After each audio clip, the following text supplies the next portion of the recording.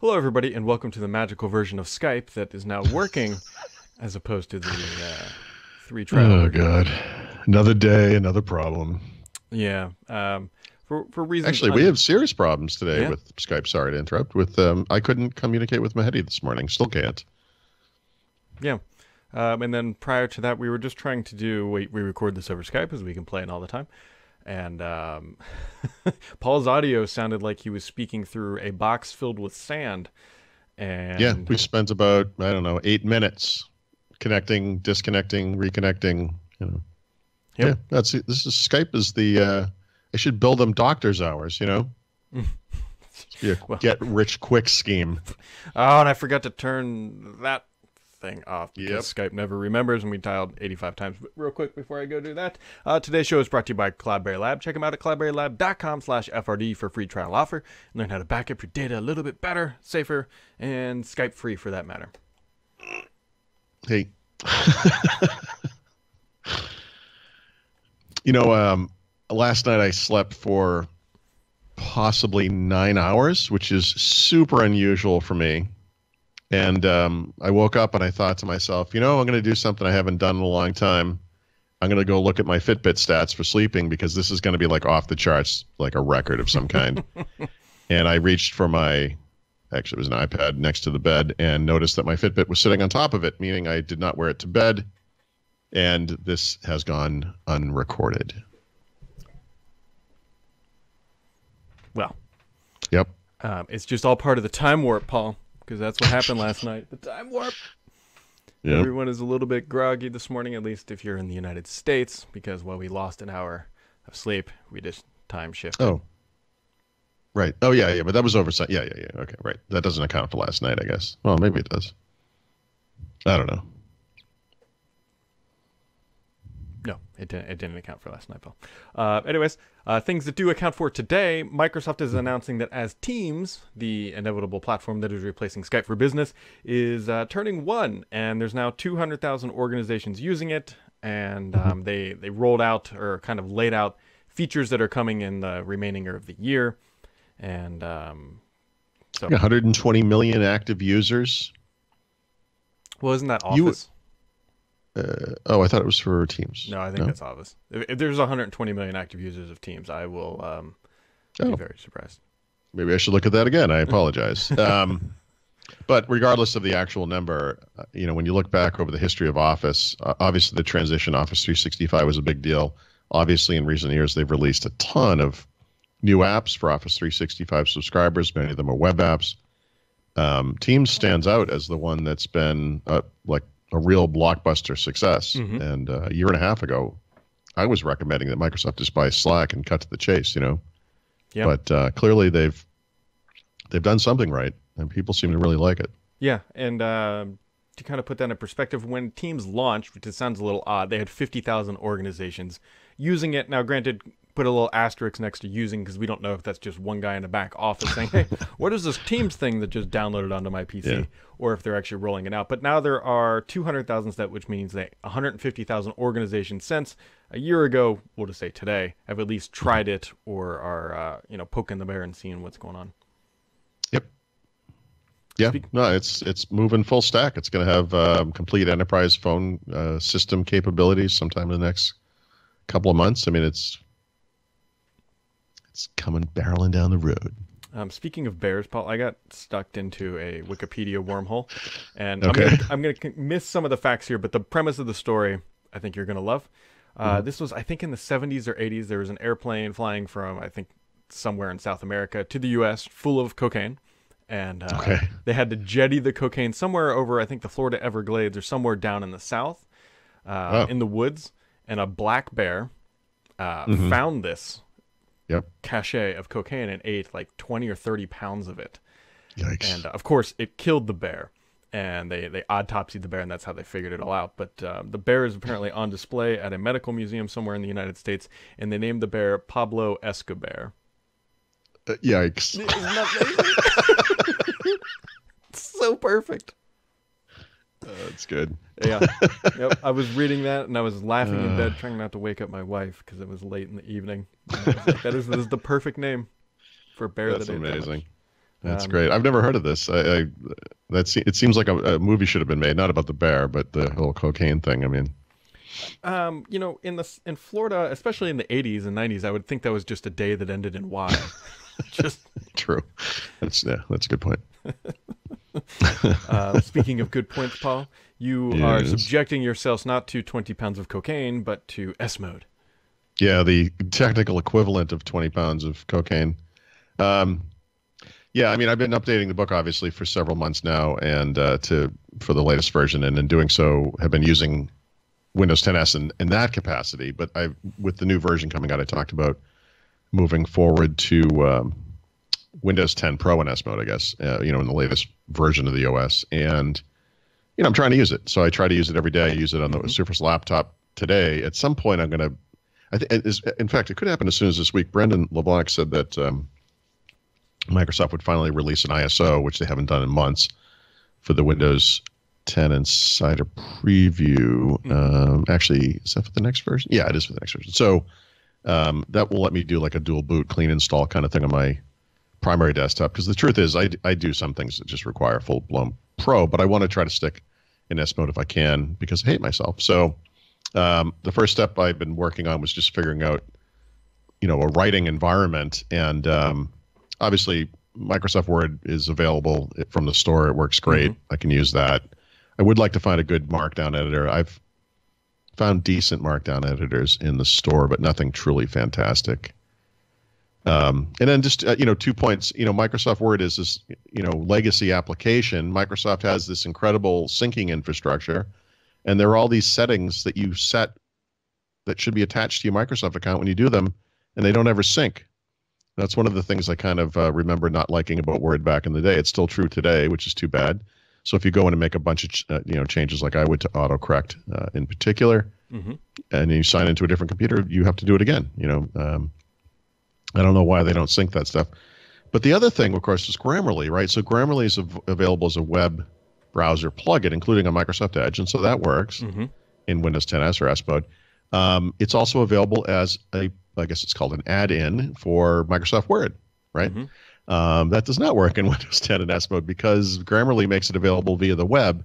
It's not built into the little app store that Microsoft has within Office. That little plugin store, I guess, add-in store, or whatever you want to call it, it does work in S mode. And so if you get the apps from the store and you run them in S mode, it's all available. It's there. So it's possible that Grammarly could one day come to Word in S mode. But as of today, for whatever reason, they only make it available outside of Word, and we can't install it. So I was really looking forward to using that. But there you go. Anyway, we'll see. It's funny. Everyone has their little breaking point, and it's usually something small. The reason you won't be able to use Windows 10 S or S mode is because of, and it will be that one thing. Sometimes it's something big like Chrome or whatever. But a lot of times it's something small. You might use a particular printer that has this installer software you need. It's not going to work. You might have even Microsoft Precision Mouse. You can't install the drivers. The mouse works in basically, but you can't configure it in any way. Like normally you can configure what each of the buttons does. You can't do that in Windows 10s. I feel like everyone has that little breaking point. There'll always be that one little thing. But for me personally, where we're at right now, really the only glaring, Edge, actually, but I mean, beyond Edge, the only glaring issue is a Markdown editor, right? And it's doable. Like, it's not a complete disaster, but I actually think it's very likely that the inclusion of progressive web apps in this release is what's going to put it over the top, because when I look at things out in the world, I actually have found several really good, high-quality web app Markdown editors that are better than anything in the store today. So it is possible that there'll be such a solution coming soon. So I'm going to kind of cross my fingers on that one. But, so far so good. So here's an interesting question. Mm-hmm. What does Microsoft gain by people running in S mode? I mean, this isn't going to extend the life cycle of Windows, I don't think. But what is their gain by having this? There's two things, and one's kind of short term and one's kind of long term, right? So the long term play here, the long play is this is the future of Windows, right? Microsoft knows that it can't continue to rely on these out of date, insecure, take over the system technologies that are, we'll just call Win32 for lack of a better term. And it needs to get past that. It's hard because all of the popular applications that people run today on Windows are those applications. And so they've made various efforts to get those apps into the store, the desktop bridge and so forth. And they're trying to convince new developers to not adopt those technologies, which frankly isn't hard. No one is anyway. But no one is adopting the new stuff either, which is part of the problem. Short term, however, I would tie the rationale of Windows 10s to the rationale for Windows 10, which is this. Microsoft has all these different versions of Windows out in the world, and they're trying to keep them all up to date with security updates in particular. And so if you look across the supported versions of Windows 7, Windows 8X, and then, of course, now Windows 10, anytime there's a zero-day vulnerability or any other vulnerability, whatever it might be, they have to make sure that that thing is addressed on each one of those platforms. It's hard. So with Windows 10, the system is we're going to keep your computer up to date, and we're going to keep everyone as close as we can to the very latest version of the OS. And there's a huge benefit to that from a, I don't know, like a, what do you call it, like an attack vector or just a attack surface standpoint, whatever it is. It's much easier to keep everyone safe if everyone is as close as possible to running the same thing. It makes the whole process easier and faster. Windows 10s is like a further subset of that because it has additional protections which are either real or imagined. It's kind of hard to say, but it is more secure, let's say, than traditional versions of Windows 10 that can run desktop apps, or at least run them easily. So this in turn keeps everyone safer as well. So it's a little more of a hardline view of the whole Windows 10 plan. But I think when you take those two things together, the notion that Microsoft wants to keep everyone up to date and thus safe, and Microsoft has a long-term goal to make Windows 10 more like a mobile operating system, more streamlined, more resilient to attack by eliminating legacy technologies, you kind of see the point of it. We can argue about the details. In fact, I think that's pretty much all we do, really. But that's the goal. It's not. I don't mean to position it as completely altruistic. It makes Microsoft's life easier too if this all works. Yep. But it also makes our lives better if it works and it makes sense. So it is a good thing overall as a goal. Yep. Speaking of goals and other things that are going on, if you have too many business cards and you feel like taking pictures of them, Microsoft Pics now integrates with LinkedIn, so you can snap pictures of business cards and integrate with LinkedIn, because that is why they bought LinkedIn for $26.2 billion. No, I don't know. That's just... Right, so they can add it into a photo app that's only available on the iPhone. Which is fine. I got to be honest. When Pics first shipped or whatever, I think it was last summer or last year sometime, it was basically just an alternate phone camera app, right? In other words, actually it might have been a couple of years ago. Whenever it first came out, the idea was like the built-in phone app in the iPhone is kind of limited in certain ways. Like, here's a better one. And it was like, okay, cool. And then over time, they started adding features to the app, including that painterly effect where you can take a photo and it makes it look like an oil painting maybe, or a style of drawing or painting, which is kind of cool. They've added AI capabilities so that it will do things like take multiple shots all at once and then pick the best one for you automatically. And then this kind of thing makes it a little more business friendly or whatever. But it really what they're doing is just kind of building on the AI smarts that Microsoft hopes to promote in all of its products, and then tying it into one of their services. So it's kind of one of those win-win-win things for Microsoft. Really, it's if they can convince people to use any of these things, they might use more of their things broadly. That is far too much logic for a Monday I told you, I got like 9 hours. What did I say? 9 hours? I think it was 9 hours of sleep. You should start doing that every night. Yeah, it was like 9 hours of sleep. That's nuts. Yeah, it's healthy, I think. So clear today. I should should write a book. Speaking of writing a book, you're saying that Android Wear is Google's Windows Phone moment. Yeah, so this is something I just started writing just before we started the podcast, and I'll try to get that out today. But the theory I'm working on here is that, well, I should say first, the news is that people have discovered that Google is almost certainly going to rename Android Wear to Wear OS, right? Android, or Google, Apple is kind of stepping away from their old brands and they're changing the way they brand things. And so this is kind of an ongoing process. It happens over time. Wear OS is a fine name. I've seen people, in the Android community kind of opine already that switching the name from Android Wear to Wear OS makes tons of sense. And, part of the rationale behind that is that Android Wear doesn't require Android, really. It works with iOS as well. That, they want to convince iPhone users to use an Android Wear watch instead of an Apple Watch. But it's never going to happen. Android Wear has been an incredible disaster.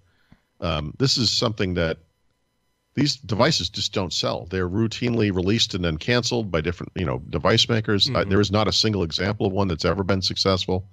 Apple has kind of run away with this market. And, convincing like an Apple, like an iPhone user to use an Android Wear watch is like the most ludicrous assertion. It's an impossibility. It's just never going to happen. The thing that's interesting about it, and the reason I'm comparing it to Windows Phone, I guess, is on a couple of levels. And this is something I'm still kind of thinking through. But the two that spring to mind most obviously are that the thing I just mentioned is the wrong brand, right? They have the dominant personal computing platform of the day. Yeah, Google does now. Microsoft did with Windows.